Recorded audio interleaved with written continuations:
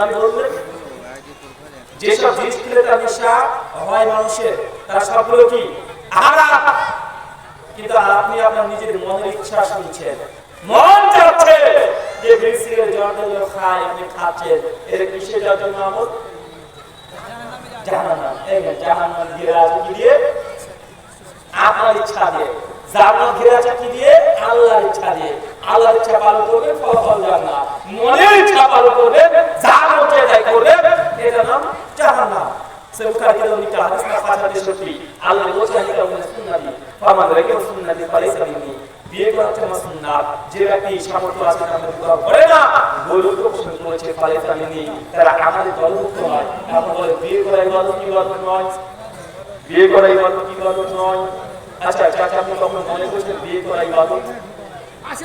তখন মনে হয় আপনার যে বিয়ে যে করতে হবে, বা আপনার মেয়ের বয়স হয়ে গেছে, 18 বছর পার হয়ে গেছে, এখন মেয়েটার বিয়ে দিবেন, আপনি কি মনে করছেন কখনো যে মেয়েটা বিয়ে দিচ্ছে এটা ইবাদত করছি? কখন মনে হয়েছে? মানে নামাজ পড়ার আগে মন্দির করছেন, ভাবছেন না আমি ইবাদত করছি। যারা মাস্টার দান করছেন মনে হচ্ছে না আমি এটা ইবাদত করলাম। হজ করতে যাচ্ছেন মনে হচ্ছে ইবাদত করছেন। মেয়ের বিয়ে দেওয়া এটাও তো ইবাদত। আপনি কখন মনে করেন, মনে হয়েছে আপনার যে আপনার মেয়ের বিয়ে দেওয়া এটা যদি ইবাদত মনেই করেন, তো আপনার মেয়ের বয়সটা 18 থেকে 22 বছর হয়ে গেল, আপনার মেয়েকে বিয়ের 2 দিন আগে হলুদ মাখানোর জন্য গ্রামবাসীকে ডেকে এনেছেন, এটা কি হলুদ বলে বলেন? হলুদ মাখায় আপনাদের গ্রামে? চাচা হলুদ মাখায়? মাখায় তাই না? শোনা আবুল চাষে বসে দিন হাদিস আল্লাহ বলছেন যে ছেলের বয়স যদি না হয় নামাজ যদি না আদেশ করো, বয়স 10 হয়ে গেছে নামাজ যদি না আদেশ করো ছেলে মেয়েকে, যে না করে বিধক পেটাতে হবে। আর বয়স যখন 10 হয়ে যাচ্ছে সেই সময় বিছানাটা আলাদা করে দিতে হবে। কি আলাদা করতে হবে চাচা? কি আলাদা করতে হবে? বিছানা। আর কঠিন করে শুনে রাখেন, আপনার 2 ছেলে আছে, 2 ছেলে যদি জন্মদিও হয় 2 ছেলে, তাও বয়স যদি 10 পার হয়ে যায় এক বিছানাতে ঘুমিয়ে থাকতে পারবে না। ইসলাম আপনি ঘুমাতে যাচ্ছেন, আপনার নিজের মনের ইচ্ছা পালন করছেন। ইসলাম বলছেন, নবী বলছেন 2 ভাইয়ের বয়স যদি 10 হয়ে যায় এক বিছানার নিচে ঘুমাতে পারবে না। শেখ সাল্লাল্লাহু আলাইহি ওয়াসাল্লাম বলছেন এক বিছানার মধ্যে যদি একটা খাট হয় আর খাটের মধ্যে যদি আলাদা আলাদা চালও দিয়ে যায় তবে যেতে পারে। কথা বুঝতে পারছেন? মানে সবচেয়ে পরিষ্কার ক্লিয়ার হচ্ছে আপনার 2 ছেলে বয়স 10 হয়ে গেছে, 2 ভাই মায়ের কাছে আপন ভাই, তারপরেও বয়স 10 হয়ে গেলে এক চাদর নিচে ঘুমানো যায় না, নিষিদ্ধ। 2 বোন বয়স 10 হয়ে গেছে এক চাদর নিচে ঘুমানো যায় না, নিষিদ্ধ। কেন? ওলামারা অনেকে ব্যাখ্যা বলেছে। ইমাম হাদিস ফাতুল বারী মধ্যে ব্যাখ্যা করতে গিয়ে বলছেন কারণ 2 ভাই যখন বয়স 7-10 হয়ে গেছে, 2 বোনের যখন বয়স 10 হয়ে গেছে, তখন এরা শরীরের দৃষ্টিকোণ থেকে ম্যাচুরিটিতে চলে এসেছে। কেন? মেয়েদের এই সময় রজস্বলা শুরু হয়ে যায়, মেয়েদের বুকটা আস্তে আস্তে উঁচু হতে শুরু করে, তাদের শরীরে এস্ট্রোজেন হরমোন তৈরি হয়, তাদের কণ্ঠনালী নারী নারী ভাব চলে আসে, শরীরে নারী নারী গঠন চলে আসে, পুরুষের শেষ মাসে তার টেস্টোস্টেরন হরমোন তৈরি হয়, সেক্সুয়াল এই ফিলিংসগুলো আস্তে আস্তে তাকে ইমপ্রুভ করা হয়, তার শরীরের মধ্যে পুষ্টি ভাব চলে আসে। 2 বোনও যদি এক বিছানায় ঘুমিয়ে থাকে, 2 বোনের শরীরে ঘষাঘষি হতে পারে, রাত্রিবেলাতে শয়তানের শেষ অস্ত্র দিয়ে তাকে নোংরা কাজে লিপ্ত করে দিতে পারে। আর কি বলে কথা বলে 2 ভাইও যদি এক বিছানায় ঘুমায় ম্যাচুরিটি পার করে দিয়েছে, 2 ভাইয়ের মধ্যেও শয়তান খারাপ কাজ করে দিতে পারে, কি বলে না? আগে চাচা হলে ভয় গিয়ে চাচা হতেই তো কমে লুটের সময় ছেলেরা ছেলের সঙ্গে খারাপ কাজগুলো করতো। কথা বুঝতে পারছেন না?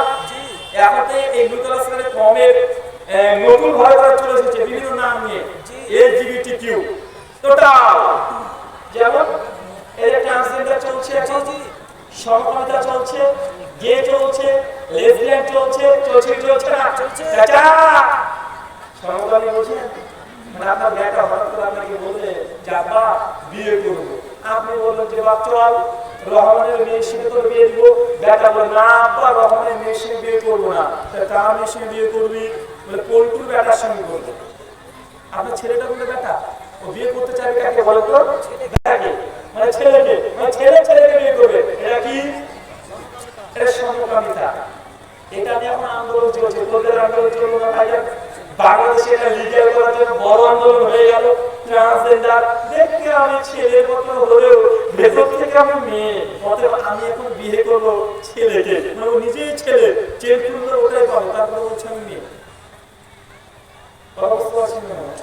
আল্লাহ 1400 বছর আগে তিনি বলে গেলেন যে না, এক ইচ্ছা নিচে ঘুমাতে যাওয়া যাবে না। এখান থেকে শয়তান ওয়াসওয়াসা দিয়ে ছেলের প্রতি ছেলের আকর্ষণ তৈরি করে দিতে পারে, মেয়ের প্রতি মেয়ের আকর্ষণ করে দিতে পারে।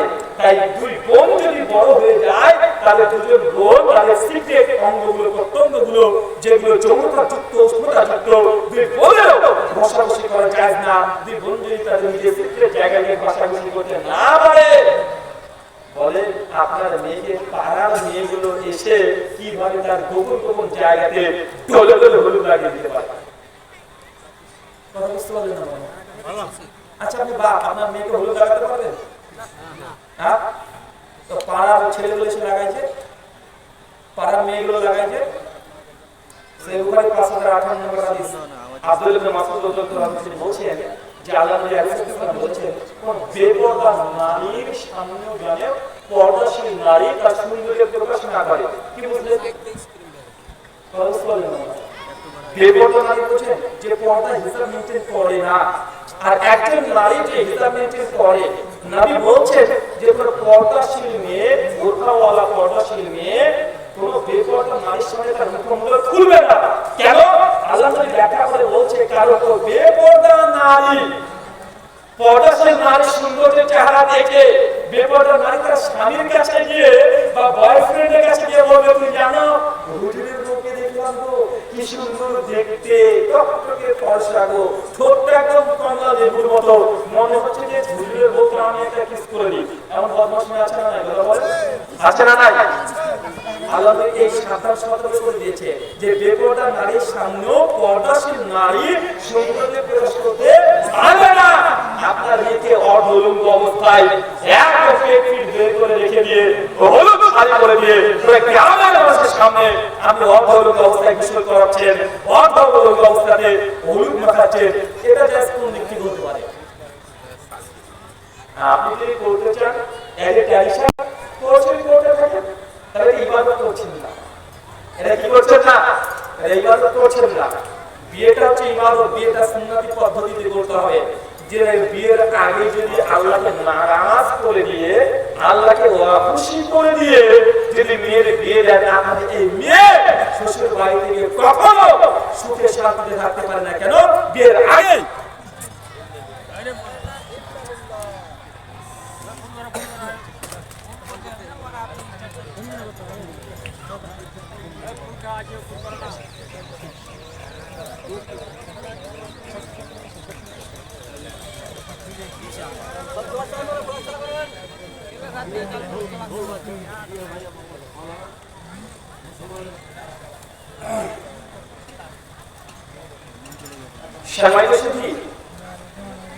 আমি আপনাকে এখানে আরেকটা কথা মনে রাখতে বলছি, বিয়েটাকে ইবাদত মনে করে। কি মনে করেন? কি বলেন তো? বিয়েটাকে ইবাদত। কেন? বিয়ের উদ্দেশ্য শুধু যৌনাচার করা নয়, বিয়ের উদ্দেশ্য হচ্ছে পরবর্তী প্রজন্মকে নেককার সালেহা প্রজন্ম গড়ে তোলা। এর জন্য মাধ্যম হচ্ছে বিবাহ। এর জন্য কি মাধ্যম? বিবাহ। বিয়ের আগে যদি আল্লাহকে নারাজ করে দেন, চাচা আপনার মেয়ের বিয়ে দিয়ে আপনার মেয়েকে সুখে শান্তিতে থাকবে আপনি মনে করছেন? আপনার মেয়ে তালাক হবে, আপনার মেয়েকে পেটাবে, বেদরক পেটাবে, প্রত্যেক মাসে একবার করে বাপের বাড়িতে পালিয়ে আসবে। এটা কি? বিয়ের আগে আপনি আমরা রব আল্লাহকে নারাজ করে দিয়েছেন। আচ্ছা, বিয়ে দেখতে আসে, আপনাদের আছে নাকি? মানে কোনো মেয়ে পছন্দ হয়েছে? এখন ছেলে পক্ষ দেখতে আসে আপনাদের এলাকায়? আসে না?